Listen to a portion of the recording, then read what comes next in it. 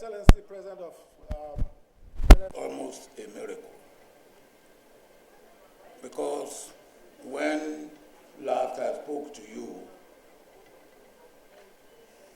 I was not really confident that I would be here. So what I did, just in case I would not be here, was to write something that somebody could read on my behalf, or something that could be screened if recorded on video. So if you will allow me, I will read what I wrote. And then you will take it that I'm not here. Your Excellencies, and my dear brother, SG, distinguished ladies and gentlemen, first, let me apologize to you, General Babangida, for not being physically with you this day at this book launch. I don't have to remind you how much I nagged you in your own interest, in the interest of your offsprings, and for posterity to write, tell us why, when, where, and how. You can also imagine my pain and anguish when, for larger interests of Africa, that is, looking into the issue of unrest in DRC, I will not be able to be with you on this special outing of yours. This book, the copy of which I have not seen, let alone read, is your story, what you saw, knew, and learned, and what you said, did, or failed to do. It is your action and reaction. It is your deed, good, bad, and ugly. It is your opinion, if you express one. Everything in it is you and yours, and not that of anyone else. As I have not read the book, I will not know what you covered or uncovered, what you revealed or concealed.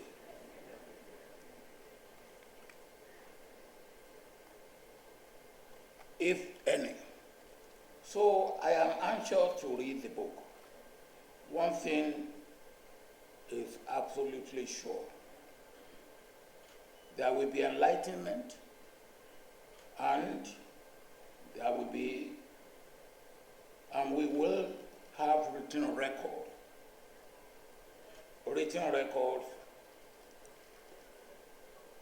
for history and for future reference. We should be able to glean what lessons and wisdom you acquired with the benefit of the hindsight. There will be one other thing, reaction galore. Again, it will be good, bad, and ugly. But your duty must be due, and you have done it. Now, if I may say that story about your beauty must be due. When I was growing up in the village, we have one thing he never liked is pleading. And when you went to him to plead, to show that he was fed up, he would then break into English and would say, my duty must be due. And that is the end of the matter. Your duty must be due, and you have done your duty. You have not only contributed to history making, you have contributed to documenting history. It is an important part of our nation building to keep accurate record. Please Don't be unduly worried about critics and pull him down syndrome. It may even be an indication of success. But take note of objective criticism.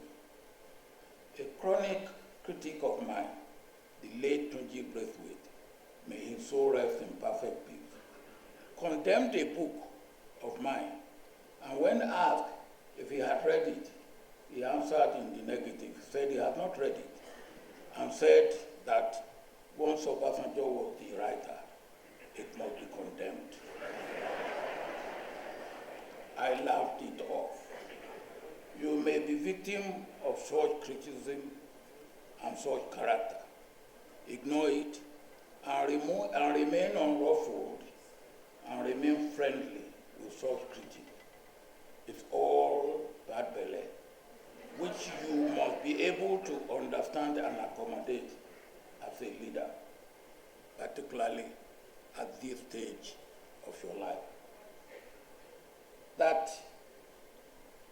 I am not physically with you does not mean that I am not spiritually and psychologically with you. My dear young brother, what next? You have written a book. It is Babangida's story. The book will be reviewed, read, quoted, praised, and lambasted, as some will agree with you in part, and some will disagree with you in part. Some may even wholly disagree with you. Why should you write the book? It is self-glorification. Controversy may even develop. It's all good for you, and it's good for the book, and for our nation-building process. The more praised and condemned the book is, the better, because it means that it is being read. And that is what you write a book for, to be read. That is what justifies the discipline and effort that go into writing a serious book, which I strongly believe this book is. Where necessary and desirable, take note for the possibility of a second edition, when you can then give explanations as it may be necessary, and also react appropriately to praises and condemnations, and make corrections where required. You can now remain cool, calm, satisfied, fulfilled, and continue to thank God and praise God, your Creator, for all His blessings and mercies on you as on me. To God be the glory for all the good things He has done for you, for me, and for Nigeria. Yes, we are not where we should be as a nation, but it could be worse. And we should continue to pray that God should hasten good times to come. If I have been physically with you, my listening to the review of the book may give me one or two words to say as closing remarks. General Absalami Abubakar will be asked, with your approval, to sit in for me.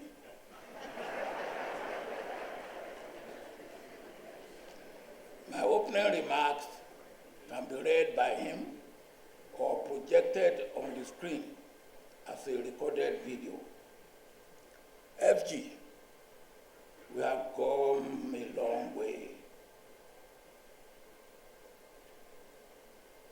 and we have come together. As a not young officer in the officers' mess in Kaduna, you're doing what some of your predecessors have done, and all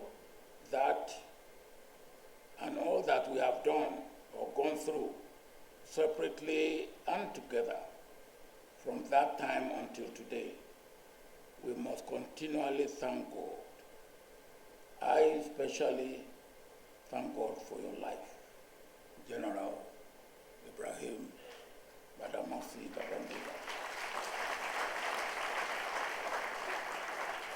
Continue to bask in the love and grace of God.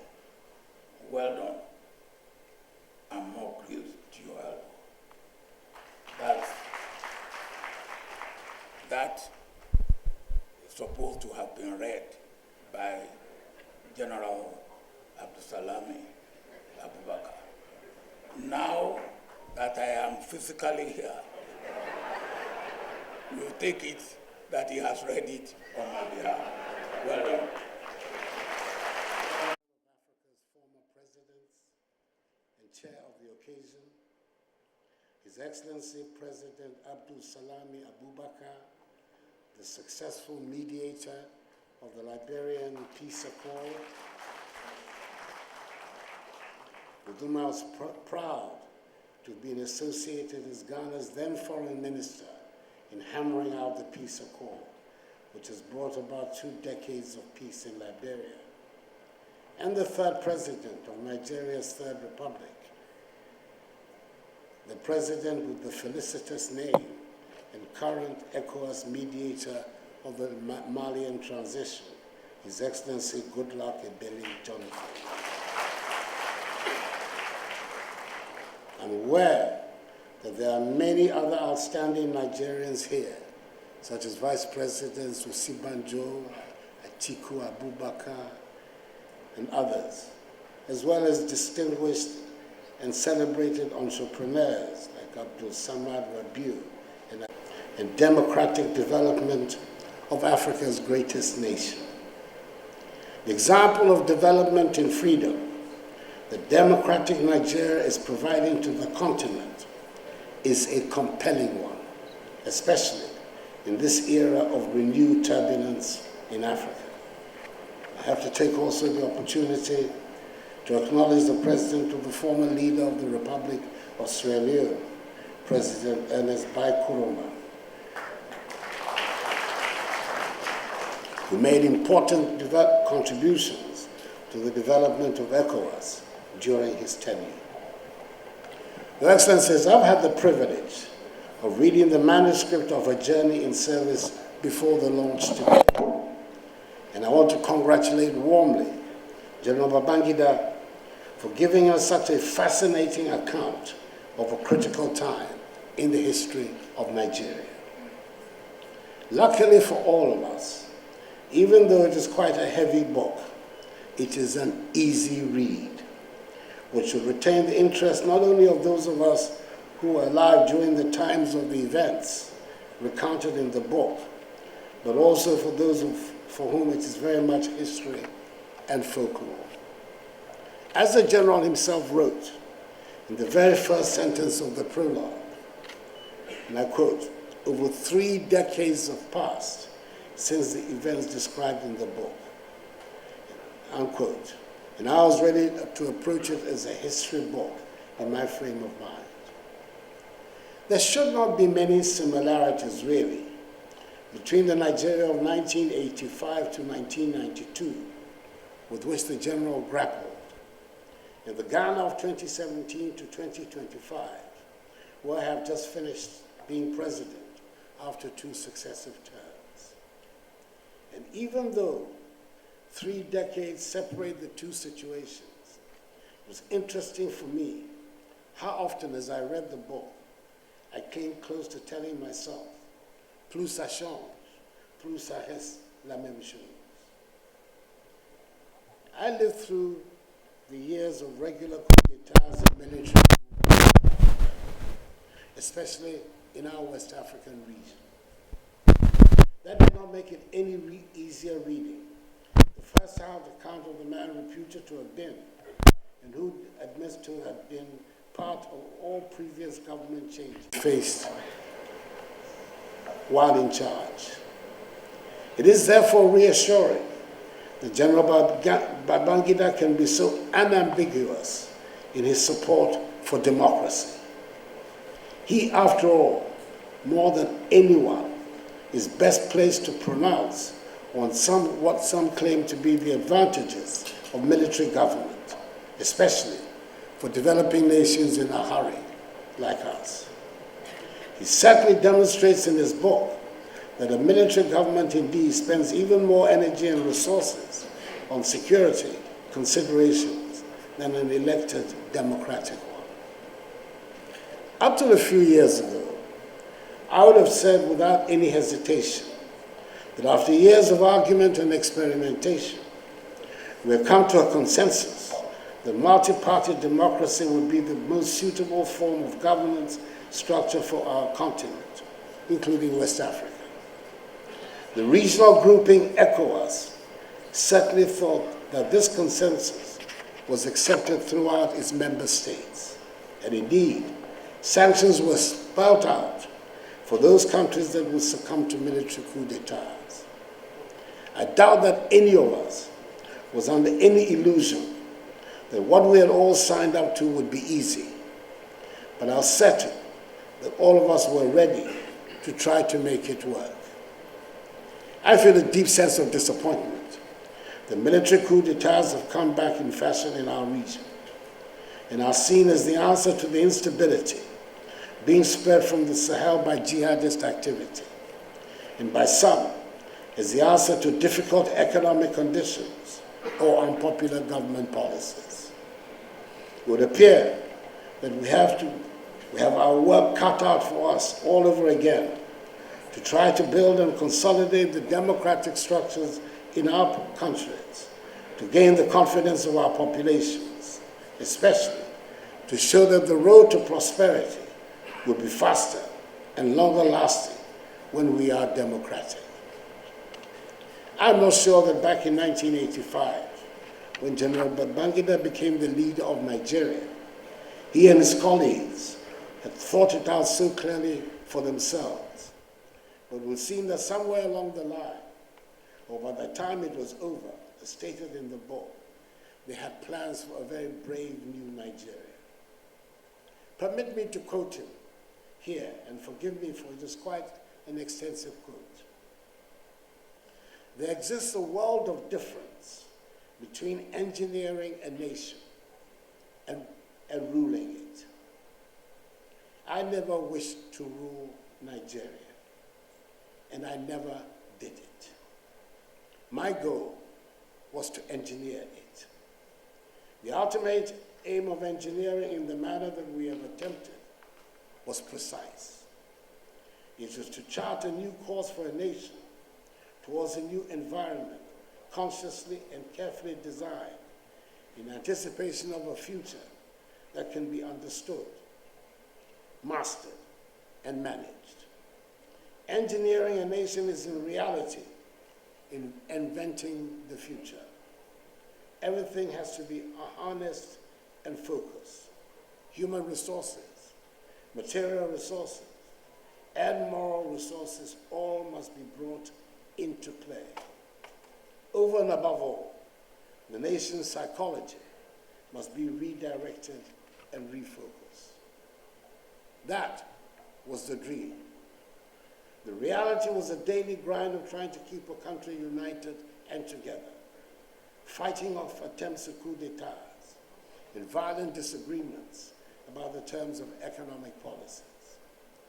If anyone needed reminding, this was the time that the International Monetary Fund got its reputation, or maybe we should say notoriety, for the terms that came with giving assistance to a country. This book reminds us that if a civilian constitutional government feels under constant threat of destabilization and having to spend far too much time and resources on security, a military government was under even more threat of insecurity.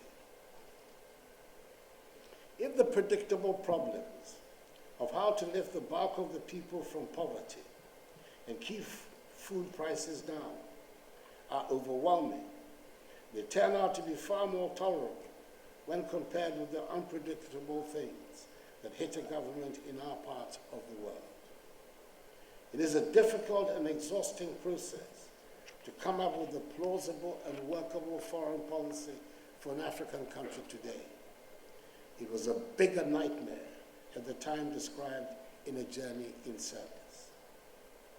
Let us take our minds back, if we may, to the world in which General Ibrahim Babangida came to the leadership of Nigeria in the era of the two power blocs that operated and tried to dominate the world.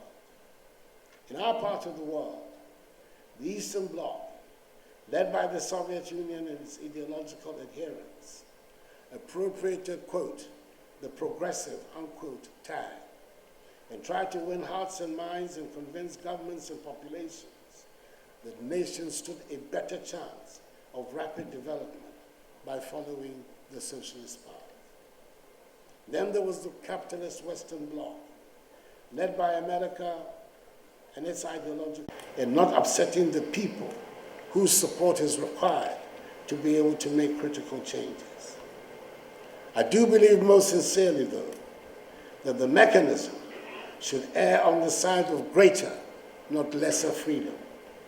Because like Thomas Jefferson and J.B. Danquah, the founder of Ghana's liberal democratic tradition, I hold that enlarging the liberty of the individual within the rule of law has to be the true goal of public policy.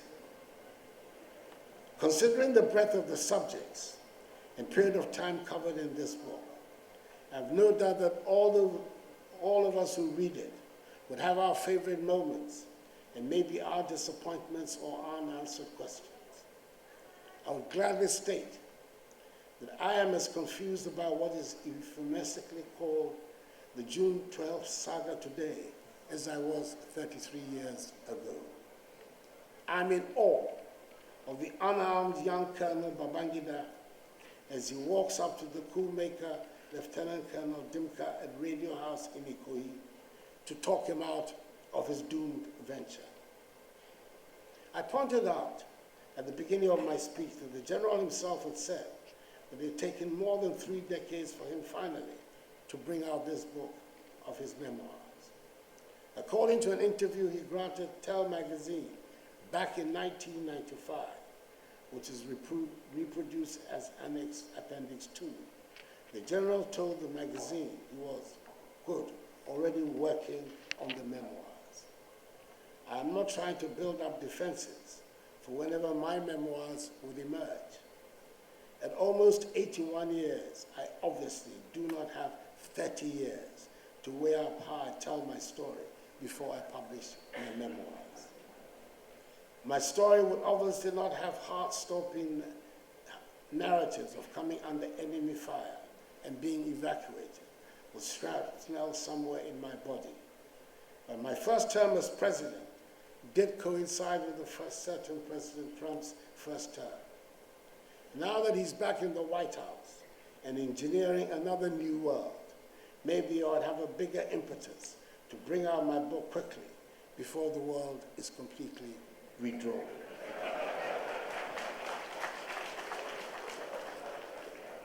There are 3 more matters of moment that I have to comment on briefly before I take my seat. The first relates to the spirited defense, as I choose to define it, of military intervention and governance that is given in the book, even though ultimately the author is resolute in his support of democratic government. The issue remains the same. Who confers legitimacy on government? Is it an enlightened elite, be it military, political, economic, or otherwise? Or is it the mass of ordinary people expressing their will freely through accepted procedures?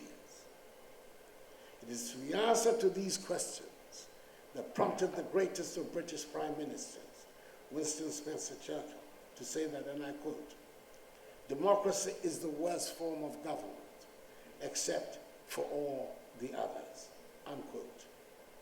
I'm happy, as I leave active politics in my country, that the Ghanaian people appear to have imbibed deeply democratic values and a democratic culture, to the extent that in the 33-year existence of Ghana's Fourth Republic, we have witnessed 4 peaceful transfers of power from one party to another through the ballot box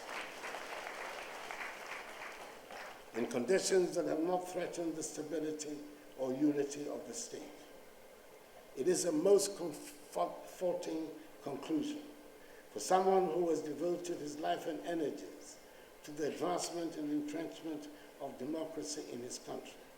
Even though the last such transfer over a month ago, on 7th January 2025, was consequent upon a disastrous electoral performance by my party, then the ruling party, which led its presidential candidate to concede defeat even before the end of the formal collation and declaration of results. The silver lining in the party's dark clouds was that the vote was clearly the expression of the sovereign will of the Ghanaian people. May such expressions long continue.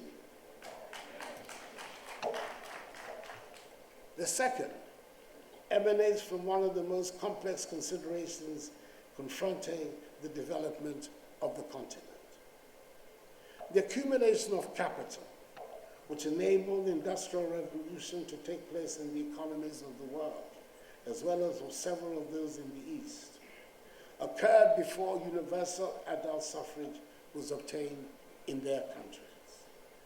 The Industrial Revolution in virtually all the countries of the world, of the West, United States, Britain, France, Germany, Italy, and the others, preceded the achievement of universal adult suffrage. Indeed, women got the vote in the 20th century, long after the Industrial Revolution, just as blacks got the vote in the United States barely 60 years ago. Our situation is different, even uniquely so. The democracies of Africa are attempting the structural transformation of their economies in conditions of governance that are underpinned by universal adult suffrage. It poses obvious problems in the social, political, economic, and moral spheres that to some extent explain the incoherences and tensions that characterize our present state of development. Our generation is required to find the tools that will enable us to resolve these incoherences and tensions.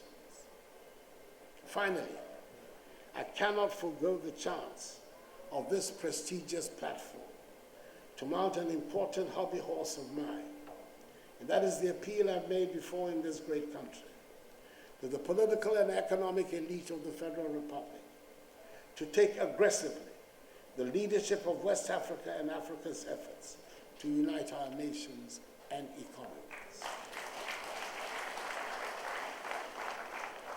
Developments in the world indicate clearly the nature of the concentrations that are emerging in Europe, Asia, and the Americas in order to fortify and expand the possibilities of power and wealth available to them.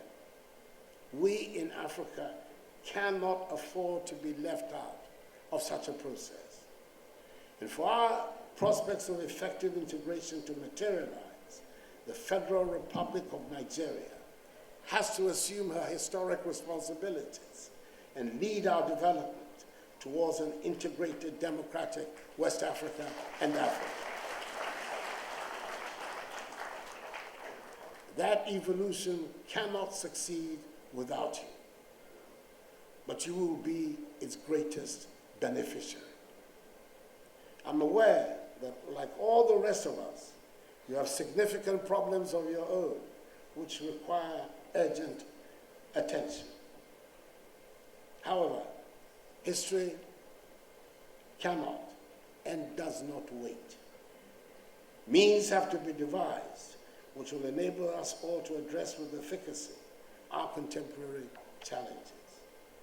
You should know that in this march forward, you will have in Ghana of the remarkable journey of former President Ibrahim Babangida from childhood to the highest levels of public service.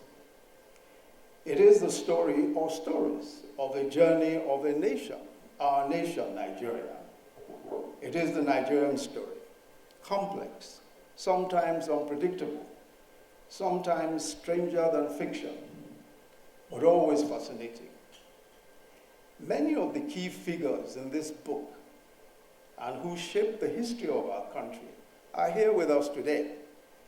And that tells another story all by itself. And that is something truly unique about Nigeria, our ability to move beyond the past, no matter how bitter, and no matter how adversarial our past relationship may have been, and to still come together. So seated amongst us here today is General Yakubu Gowon, who became Nigeria's head of state at the age of 32 and led the country for 9 years. His government was overthrown in 1975 by a coup involving the then Brigadier Olusegun Obasanjo and the then Brigadier Theophilus Danjuma, and the author himself, I confirm, the then Lieutenant Colonel Babangida, who was then commander of the newly formed Armored Corps.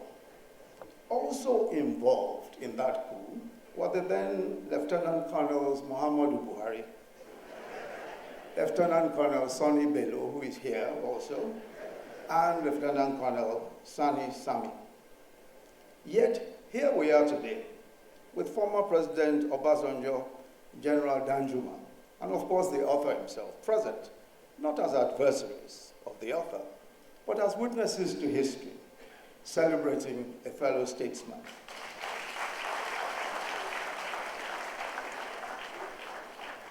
In a striking turn of fate, the author notes that it was President Obasanjo who, after the tragic assassination of General Murtala Mohammed, insisted that a young Lieutenant Colonel Babangida be appointed to the Supreme Military Council, making him its youngest member at the time. Also represented here is the immediate past president, Muhammadu Buhari, another leader whose path intertwined with Babangida. It was former President Babangida who played a key role in the coup that brought President Buhari to power in 1983, and later in another coup that removed him and brought Babangida himself into power. Yet today, President Buhari is represented at this occasion, celebrating the man who overthrew him and detained him for 3.5 years, his one-time old adversary, former President Babangida. And then, of course, there's a gentleman here who was an elected senator in 1992 in the course of Babangida's transition program.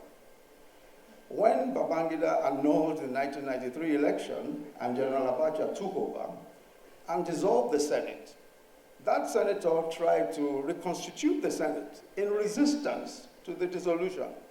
He was detained, charged to court. He escaped into exile. Today, he is also here to celebrate with his former tormentors. But as President, Commander-in-Chief of the Armed Forces of the Federal Republic of Nigeria, President Bola Ahmed Tinubu.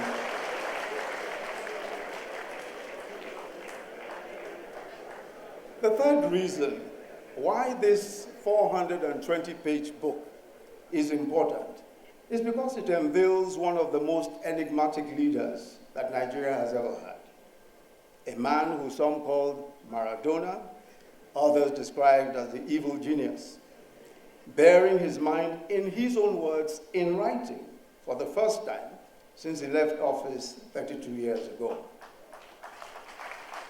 In this compelling account, he tells of his early life in Minna, his parents, his siblings, his primary school, Gwari Native Authority Primary School, how he became an orphan at the age of 14, and at age 16, entering the provincial secondary school, Bida, the school which later became known as the Government College, Bida. His class, the class of 1957 to 1962, which, as you have heard, produced 2 Nigerian presidents, 4 state governors, a former Chief Justice of the Federation, several federal ministers. His classmates, former President Abdul Salami Abubakar, Sani Sami, Sani Bello, Garba Duba, Gado Nasco, Abdul Mumuni Keki Manga, Muhammad Maman Magoro, Paul Babale, and Maman Vatsa, who joined the class in their 3rd year. Babangida reveals his nickname. That's the nice one, the nice nickname, to readers. He was called the Blockbuster for his sporting exploits. But Gado Nasco and Ismaila Ahmed coined a nastier nickname for him. That nickname was Kulele. Kulele meaning because of his stocky physique. And the author notes jokingly in the book, I never forgave them for this. Babangida became the head boy of the school in his final year. Then he tells the story of how he changed his name from birth, which was Ibrahim Badamasi, to Ibrahim Badamasi Babangida. He recalls that during official engagements, officers confused his name, Badamasi, with the Yoruba name Badamasi, and many repeatedly asked him whether he was Yoruba. That question had also come up a few years before during his enlisting interview for the military. He says, to eliminate any confusion, I quote him, I decided to take on my father's other name, Babangida, as my last name. He tells the story of how he became interested in the military. A certain teacher, Pa Onimole, who as a 24-year-old had taken up a voluntary 3-month leave of absence from his teaching job at King's College in 1930 to help set up and popularize science education in northern Nigeria, and who ended up spending his entire teaching career in the north. By the time he died at 78 in 1984, Pa Onimole had taught and mentioned several generations of students in northern Nigeria, including General Yakubu Gowon and the author. But more than just laying a sound science foundation, writes the author, Pa Onimole was the first to get many of us interested in a career in the military. Shortly after independence in 1960, Pa Onimole invited his former student, Captain Yakubu Gowon, to give us a career talk on the military. Captain Gowon, handsome and smart-looking, in his properly starched army officer's uniform, spoke to us brilliantly in his now familiar shrill voice on the benefits of a military career. His career talk left a mark that stayed with most of us, and several of us joined the military. However, in a remarkable twist of fate, several years later, Yakubu Gowon became head of state. He was deposed in a coup in which the author participated, as we've heard. Yakubu Gowon was implicated unjustly, according to the author, by Dimka, who had led a failed coup. The Supreme Military Council then decided to strip General Yakubu Gowon of his rank as a 4-star general and dismissed him from the army. The author writes, and I quote him, although I was a member of the Supreme Military Council that made that painful decision on General Gowon, I am happy that as president, I restored his benefits and full rights in 1986 as a distinguished general of the Nigerian Army, end of quote. The author also tells the story of his combat experience during the Civil War. His favorite commanders were General Wushishi and General Danjuma. The most unfortunate aspect of the war experience for him was that it brought him into combat confrontation with some officers from the Biafran side, with whom he had trained as a cadet, who now had to fight on the Biafran side. Interestingly, a good number of them who survived remained his friends after the war and long afterwards. But perhaps the most unforgettable experience of the Civil War for him was the injury that nearly killed him. In the course of a firefight in Uzuakoli, Umahia, he was hit by shrapnel that eventually was lodged in his chest. And he tells of how he was evacuated to the Lagos University Teaching Hospital, Idiaraba.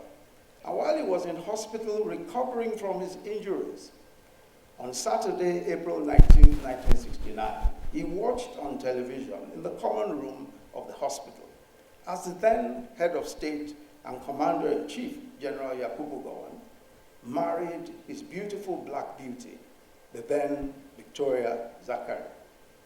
There and then, he made up his mind to get married. And he already knew who he wanted to marry. And he went looking for her as soon as he left the hospital. She was also a black beauty, the then Maria Okogo. He met her through his childhood friend and her cousin, Gaba Duba, and she lived with her uncle, Gaba Duba's father. When he proposed to her, she turned him down because of his reputation as a playboy. But she later agreed after her uncle put a word in for him, and she became Mariam Babangida. The author devotes a whole chapter to her remarkable life and times as a devoted wife, mother of his children, generous hostess, and the First Lady of Nigeria, who redefined the office of First Lady and went on to engage in some of the most consequential social investment programs of that period, including the Better Life for Rural Women program. The author also gives his own account of his much talked about dramatic encounter with Dimka, the leader of the coup that led to the assassination of the then head of state, General Murtala Mohammed. He recalls that Dimka was holed up at the broadcasting station immediately after the assassination of the then head of state, General Murtala Mohammed. The author relates how, not knowing that there had been a coup attempt, he arrived for a meeting with General Akinriyade at the army headquarters. And as he sauntered into the top floor of the building, the general shouted at him, "Ibrahim, where the hell have you been? We've been looking for you. You must now go and see TY immediately." Convinced I was being sought after, and I'm quoting him now, because of our ongoing meeting on the Army's reorganization, I looked at my wristwatch and told the general, "I'm still on time. It's not even 9 a.m. yet." General Akinriyade shouted back at me, "Who's talking of a meeting? Haven't you heard what has happened? The head of state has just been assassinated, and Major Dimka has made a broadcast claiming to have taken over." He then went to General Danjuma's office, and the author writes that General Danjuma's instructions to me when I met with him were unambiguous. Go to the radio house and flush Dimka out of that place immediately. When he got to the Nigerian Broadcasting Corporation radio house at Ikoyi in an armored column, we noticed that Dimka's men surrounded the place, primarily young officers who were part of the plot, including his ADC, Second Lieutenant Samuel Gaba. As I got down from my armored vehicle, unarmed, and approached the building, Dimka's ADC, Gaba, attempted to stop me. By now, Dimka had spotted me from the story building, and he screamed, "Ibrahim, I'm going to shoot you." I shouted back, "Well, that's okay. If you shoot me, you know my family. You'll take care of them. They will become your responsibility. I have no problem. It would be nice to die in the hands of a friend." After a pause, Dimka soberly replied, "Come upstairs, come upstairs." And Dimka was indeed a close friend, one of the groomsmen at my wedding to Mariam in Kaduna in 1969. When I got upstairs, I could tell from his breath that he had had a lot to drink. The stench of alcohol around him and his voice was pungent. Then suddenly his ADC, also visibly drunk, nervously showed up and suggested that Dimka take me hostage and use me as a bargaining chip with the government. Dimka angrily screamed at Gaba and chased him out. Once Gaba scampered out, Dimka and I settled for a frank discussion. In doing so, I reminded him of the need to keep things under control, avoid flaring tempers in the circumstances we had found ourselves in. First, he wanted to know if I had come to trick him into some form of surrender. When I convinced him that was not my mission, he calmed down and listened. He said he wanted a change of government, He even attempted to persuade me to join in their attempt. But even as he made that intolerable request of me, it was apparent from his body language that he knew that the game was up. Then his tone started to change. Could I guarantee his safety? Could I negotiate a written amnesty for him and all his co-plotters? Again, as I had done earlier, I pleaded with him to give himself up and avoid any form of conflagration that could kill civilians and soldiers. That chit-chat went on for some time, and I appeared not to be making a headway, but I left him with a promise to return later. I returned to brief General Danjuma on my encounter. Danjuma was furious.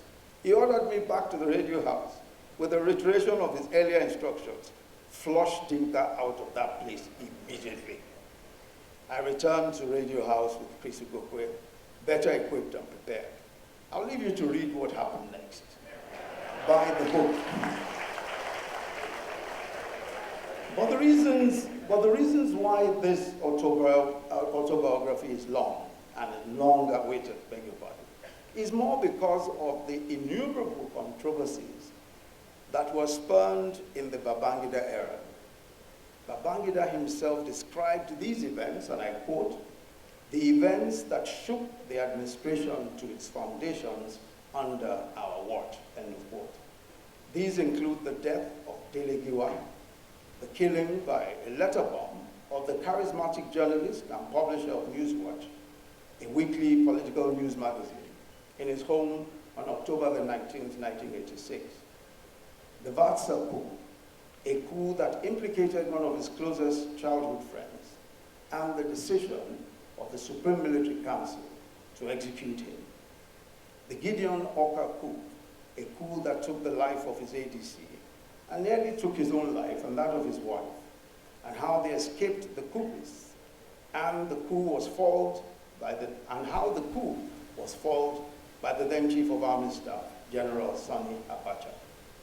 The OIC palaver, the controversy as to whether the government had surreptitiously taken Nigeria into membership of the Organization of Islamic Cooperation, OIC. The 1989 SAP riots, the deadly riots over the harsh economic effects of the government's structural adjustment policy. The C-130 air crash on September 26, 1992. The crash of the Nigeria Air Force Lockheed C-130 transporter aircraft in the swamps of the Lagos coast, barely 3 minutes after taking off from the Ikeja airport, killing a total of 159 officers, including the crew and 9 foreigners. The crash wiped out some of the brightest and best middle cadre officers of the time. And there was the allegation that the government masterminded the crash to stave off a coup against the administration, especially since the failure of the Oka coup. Then there is a full chapter devoted to the transition to military rule and the June 12 saga. June 12 was a decision with cataclysmic consequences. It was the annulment of what had been said to be the freest and fairest elections in Nigeria's history. The annulment led to a military interregnum that was considered one of the most vicious in Nigeria's history. The eventual death of the acclaimed winner of the election and his wife. The author deals with all these issues, and for this first time, answers these questions fully. For example, he tells us for the first time who annulled the June 12 election. Of course, I will not disclose that to you. You would have to buy the book to find out. He puts the facts out there. He gives his own reasons for the actions that he took, and he admits where he believes he was wrong. He also answers the question, the most painful. And he went on to admit, if I had to do it all over again, I will do it differently. End of quote. I'll certainly not go into all the details of what he said on these issues, otherwise there'll be no point. You're buying the book. I urge you to read the book and then make up your own mind whether you agree or disagree. I'm glad that he has laid several years of controversy to rest by speaking his own truth. Let me conclude, Mr. Chairman, by saying that by any standards, Babangida's Journey of Service is an extraordinary book. It's a collection of stories from a life deeply intertwined with Nigeria's contemporary history, told with remarkable wit, insight, and a vivid sense of place. Babangida's storytelling ability is undeniable. He draws the reader into each moment, making history feel immediate and alive. His prose flows effortlessly from one era to another, from one pivotal event to the next, in a way that is both engaging and easy to read. He's generous in his praise of others, acknowledging the contributions of many along the way. Yet despite the richness of his narrative, this book, of course, will not silence the debates or end the controversies surrounding his years in power, especially the final chapter of his leadership. The questions will persist. Criticisms will probably continue. But that has always been the nature of the Babangida phenomenon. He remains, as ever, a force of history. This is a book that we must all read, Babangida in his own words. Thank you very much for listening. Because of the relationships that existed between the fathers of the celebrant, President Abdusalam Abubakar, and my late father, which of course gave me the privilege to relate closely with President Babangida, who has done so much to me in life. He has guided me in my difficult periods. He guided me when I was challenged in one way or the other. Sir, I cannot thank you enough. The most honor you did to me, I'm sure you must have forgotten. In the year 2012, a senior discussion erupted between you and the chairman of the occasion. I wish he's still here, President Obasanjo, and the two of you gave me the privilege to be between the two of you back to back. May the Lord reward the two of you abundantly for that. For the Senate President, he said I should announce 50 million for him. The Deputy Senate President, 20 million. And for me, I am going to announce what I'm going to announce, but it may be paid by some other people. For me, 10 million naira. Thank you. To the significance of this event, I sincerely appreciate you have taken time from your busy schedule to share this moment of memory with us. Your presence is not just invaluable, it is very essence of this gathering, and I am eternally grateful to your gesture. I salute the President, our President and Commander-in-Chief, His Excellency Asiwaju Bola Ahmed Tinubu, for finding time from his onerous assignment to honor us today.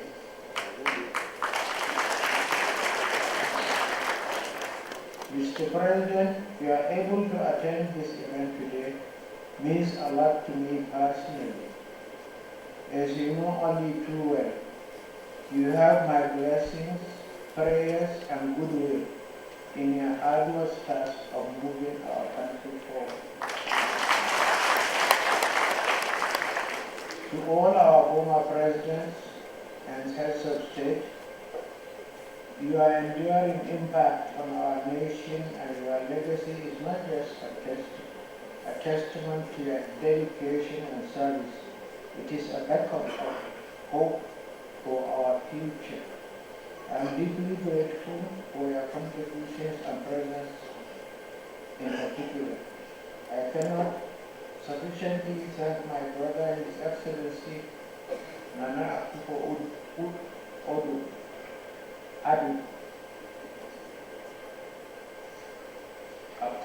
the immediate past president of the Republic of Ghana, for giving us the honor of delivering the keynote address. I am compelled to single out for praise very senior bosses and older brothers, General Yakubu Gawan. His incisive forward to the book is admirable and moving.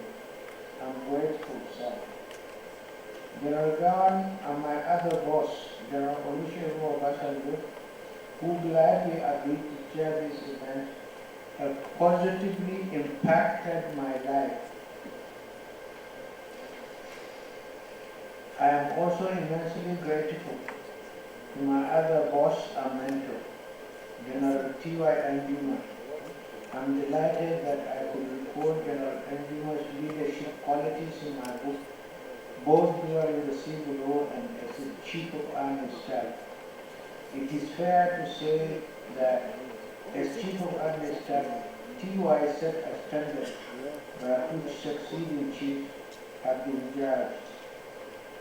My childhood friend and classmate at Bida, General Abdusalam Abubakar, Audi for short, who has always stood by me, belongs to special class, if only because he now readily admits I am his elder brother.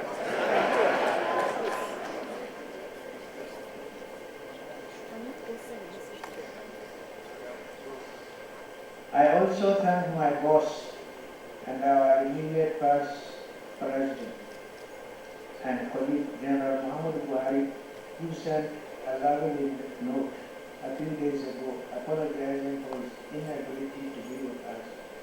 I'm delighted that he has asked one of his ministers to represent him in this occasion. Similarly, I thank His Excellency Professor Yemi Osinbajo, Nigeria's immediate past Vice President, who reviewed today's book with characteristics, brilliance. I shall remain forever grateful to all governors of our states, distinguished senators and members of the House of Representatives, past and present. To our Royal Highnesses, I am deeply grateful for your presence. I understand the effort it takes to travel from your different domains to attend this event like this. Your presence adds a unique and esteemed perspective to this event, and I pray for your safe return home.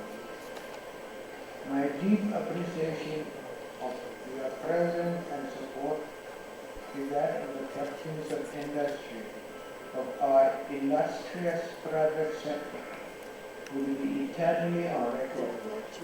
The Board of Trustees of present Presidential Library will find befitting ways of permanently acknowledging your support in the embassy facility.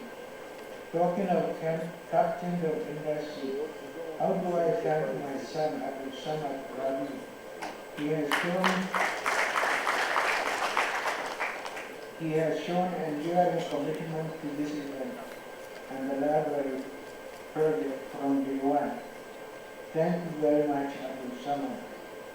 To the rest of this distinguished audience, drawn as I can see from different parts of the country, I thank you from the depth of my heart. As representatives of our people, especially those who are unable to be here, some of whom have managed to reach out to me since the details of today's event were made public. I'm humbled by your presence and the interest you have shown in my memoirs and the library project. No matter our points of origin in the Nigerian encounter, we all share experience of a fascinating national journey. Ours is a story of a thrilling past, an engaging present, and a most promising future. Today's event reminds us that we are not just here to remember the past, but to actively shape the present and ambition a bright future with hope. A future that each one of you, with your unique perspectives and contributions, will help to build. The first aspect of today's event is the public presentation which has begun.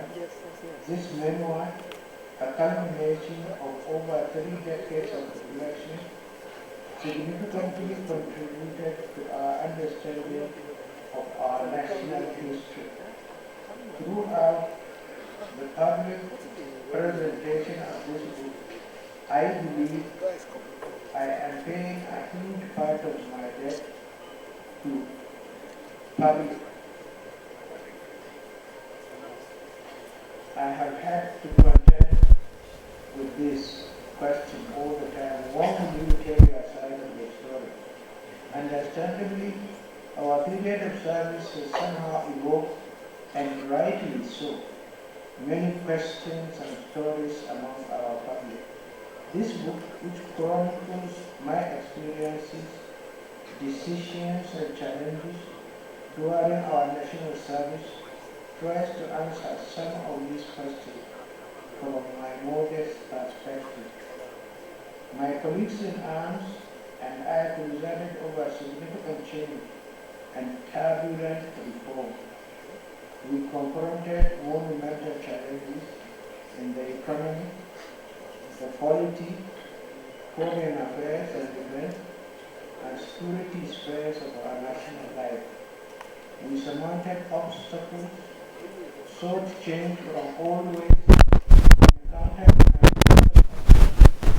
and devised innovative solutions. We all thought to leave Nigeria a better place than we found it, often at a great personal sacrifice and in the face of significant challenges. I'm deeply aware of the inconveniences and sacrifices the public endured during this period, and I acknowledge and appreciate their resilience and commitment to progress. Although the reform caused inconveniences to our people, we built lasting national institutions, some of which are still in place today. Undoubtedly, credible, free and fair elections were held on June 12, 1993.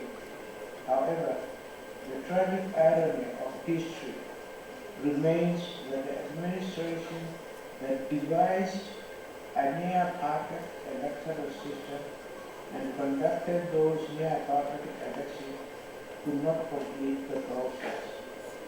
That accident of history is most regrettable.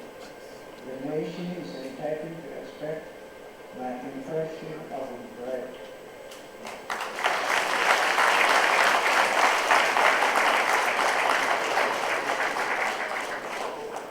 As the leader of the military administration, I accept full responsibility for all decisions taken under my life.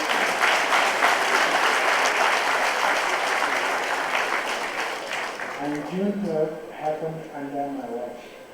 Mistakes, oversights, and missteps happened in quick succession. But I say in my book, in all matters we acted in the supreme national interest so that Nigeria could survive. Our nation's march to democracy was interrupted, a fact that I deeply regret, but Nigeria survived and democracy is still alive. A testament to our resilience and commitment to progress. This book is part of my personal story of that encounter with national history. I did not travel alone. I undertook the challenging walk of leadership in the company of many patriots. Many are still here, while others have gone the way of all the flesh.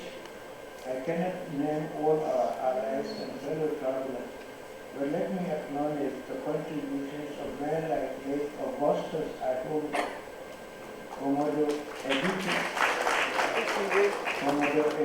Ukiwe, General Ike Mwachku, Professor Bolaji Akinyemi, Dr. Kalu Idika Kalu, Dr. Tunji Olafumi, Chief Olufala Enahu Kabesi, the late Professor Ojetunji Aboyade. By the way, he was an outstanding man.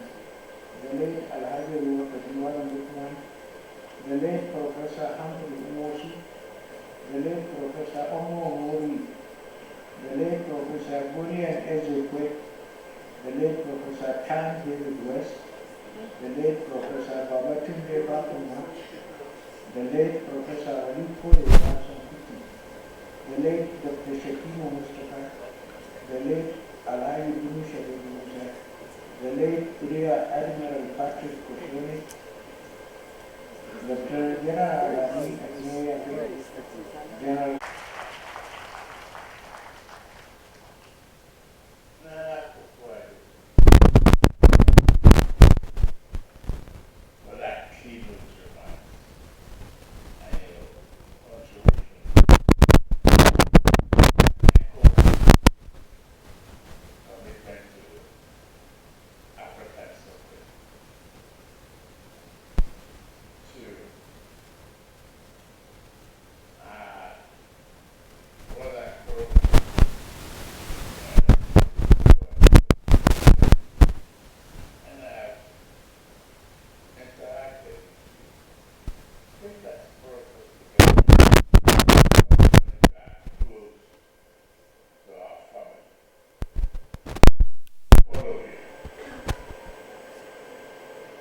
to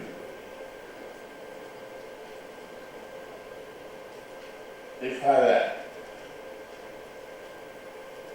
General Gowon. I'm glad of the restoration of your ranks and everything. We learn history from you, from the concept.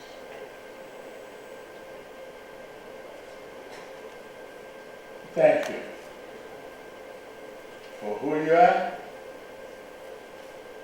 and your commitment to nation building. Thank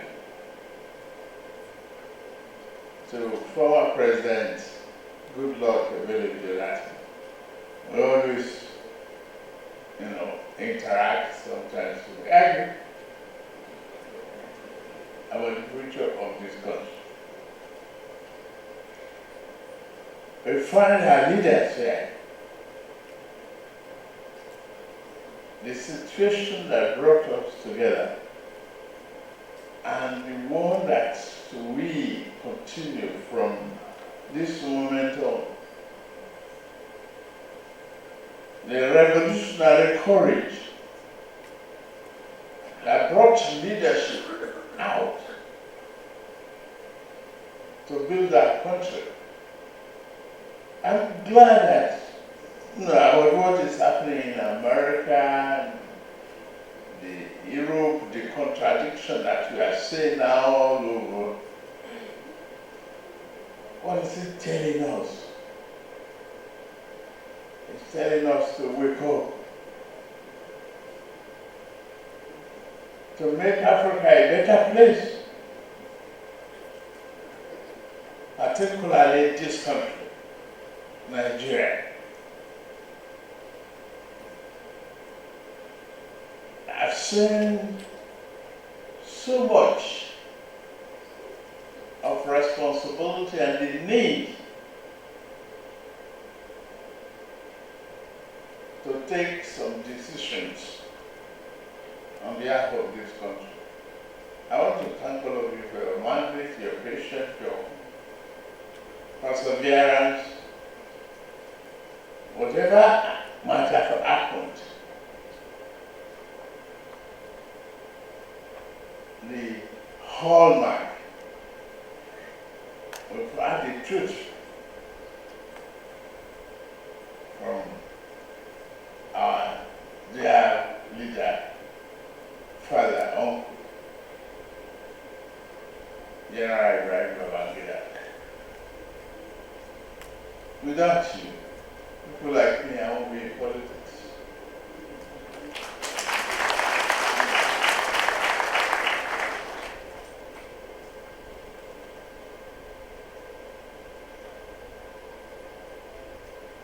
A progressive revolution. You say that you want young, brilliant people in politics. We are with you in November.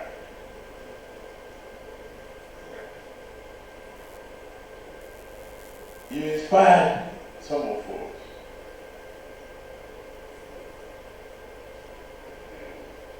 And when you look at the program, some of the bankers and many of us that were here today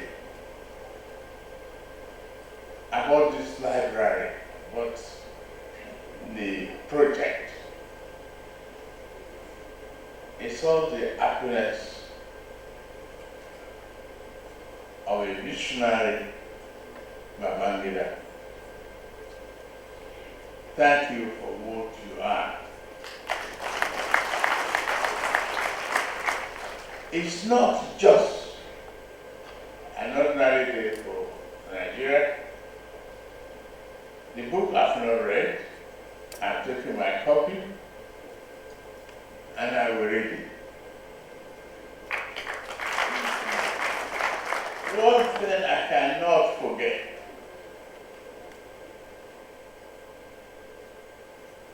You are in office.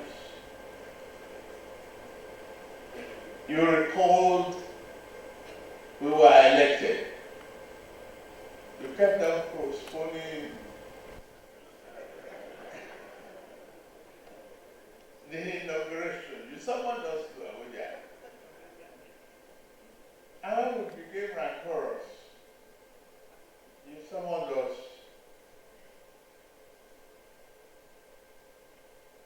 to the International Conference Center. I was not expecting to make any comment. I was just listening in my own radical manner that this man will not inaugurate us again. But before we returned to the hotel, the hotel was locked. No key. But when I was summoned by Daily Code to make a remark, I confronted you. That you had an opportunity to make history that day. And you failed to do it. Why not inaugurate us? Why are you calling us back and postponing the inauguration day? They thought I will end up in jail. You came out right at the end of the remark. You shook me. I can't forget that speech. You are courageous. That's an inspiration that is so impactful in my own life. Just for what you are.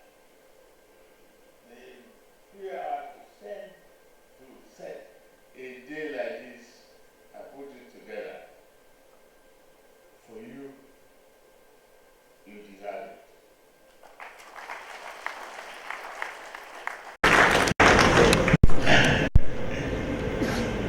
So many of the bankers, when we came to you,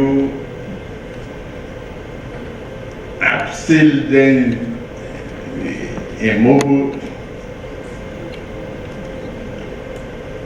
and we're discussing with, I think, late Mohammed Abubakar, who was the permanent secretary, Minister of Finance, about the need for dividends to be sent, and you made the remark that whatever we want, we should go and put it down. We wrote it, we brought it to the dollar barrack. I said, okay. Thereafter, you announced licenses for new generation banks. Nigeria has never been the same since then. You've made your marks.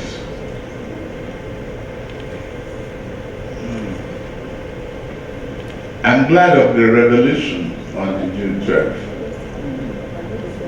My chair will just come here to pray for you, and listen to you carefully.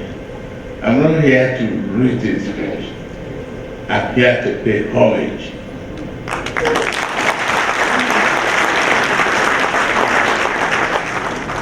And I say thank you for everything, for who you are, what you are, and what you have contributed to the history of this great country.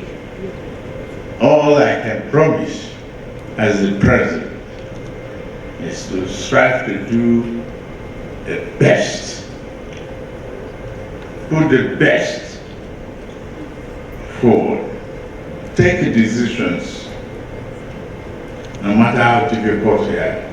It's in the interest of the country. You have done so.